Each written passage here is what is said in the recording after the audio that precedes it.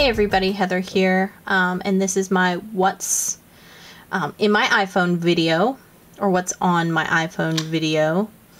My background is the TARDIS. I am rocking a white in-case slider on my phone, and this is the first screen.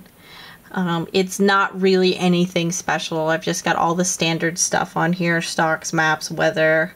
I just like to have it on there. A lot of people do minimize a lot of that stuff into folders. I just keep it on there because I just leave it on my second page, which is the majority of my must-used applications. So let's start off first with the pretty much social networking up here. And they're all kind of blue. It's a very blue page going on right now. Twitter, Facebook, Tumblr, Reddit, pretty much self-explanatory. I don't need to say much about any of those. Foursquare, again, self-explanatory. Dropbox, for those of you that don't know what Dropbox is, you can move files back and forth without actually having to do anything but put it into your Dropbox between your computer and your phone, tablets, etc. Remote, I do use remote pretty frequently if I'm, listening to music on my MacBook and I've just got my phone with me somewhere else and I want to turn it up. AppBox Pro is one of those apps that has a bunch of apps inside of it. I just like having the sale price calculator, the flashlight, stuff like that. I've just had this application since I got my first iPhone and I've just kept it because I like it. 1Password, that's a great application. If you want to keep some personal information on your phone but you don't want it to be easily accessible to other people, if you say put your phone down at work or your friend picks up your phone, it's password protected and you can keep stuff in there. SmartSync is another app that you may not know about.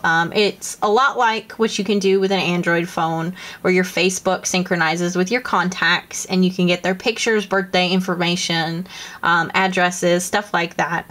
So that, pretty much sums that one up. Sketchbook, mobile, love that app. It's a really cool drawing app. I've got a little stylus that I do like to doodle with in class and make little doodles and whatnot. TomTom, it's my favorite navigation application at the moment. For the price, you get a lot with it. Netflix, self-explanatory. Starbucks Mobile, you just load your card information onto there for your gift card, so you can get your points to work up to free drinks. Spotify is my favorite application right now altogether. I am a premium Spotify user, so if you need an invite, just leave a comment or send me a message because I have a ton of invites left still. And if you don't know what Spotify is, it is a really awesome music application. It is so much better than Pandora. I never cared for Pandora. It was such a pain, but Spotify gives you access to all the music you ever wanted. Just think of a song, search for it, and it's there. I'm talking, it's awesome. And the good thing about the mobile application and paying for the premium service is that you can sync your music offline, so it doesn't have to stream, and it's available for you when you are in an area where there's no 3G coverage or service at all. So I really like that. NewsRack, it is my favorite reader application. I've just got a couple different websites in here that I like to look at. Then my other stuff is just a games application. I don't really have anything that probably others don't have. But yeah, pretty much the games that I play the most are Bookworm because I'm a dork. And I love Angry Birds. And then I've got some full really big games on here like Prince of Persia Retro and Doom, which you saw right there, as well as Infinity Blade, which those are huge games. They take up a ton of space, but I love them. If you really want to get into a good iPhone game, I recommend those. Entertainment is just, again, not anything special. IMDb, Vivo, VLC. I recommend VLC if you have a lot of files that you move. It can open anything. I've been using VLC on my computer for years. Shazam, stuff like that.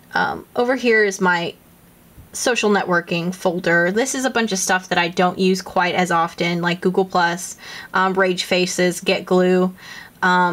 Beehive is a really awesome messenger application. It's a little bit on the pricey side, but if you like everything to be really streamlined and flow together, I suggest that. These are all my accounts. So now you can instant message me or add me on Facebook. This is another really cool app that I just recently started using. I'm always on Xbox Live, and a lot of the times when you're not home, it's good to be able to check your messages and see when your friends want to play with you. So you can actually check your messages right down here, and it'll bring it up. And this one's got ads because this is a light version, but I'll probably be purchasing the regular version because I do enjoy that. Then again, photography applications. Photogene is really just an editing application. You can resize, change colors, whatnot.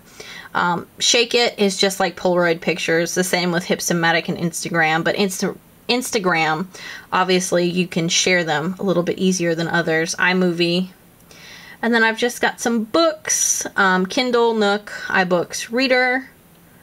And then these are my random, I have it under reference because I've got, you know, Google and iWiki, Weather Channel, Yelp, stuff like that where you just find information. None of these apps really, I mean, they're great apps to have, but they're not something I use on an everyday basis. But yeah, I don't want to go too in-depth because, you know, most of these applications are a lot of things that you all know about. But if there's anything else you want to know about, just send me a message or leave a comment. But yeah, that's what's currently on my iPhone. Hope you enjoy.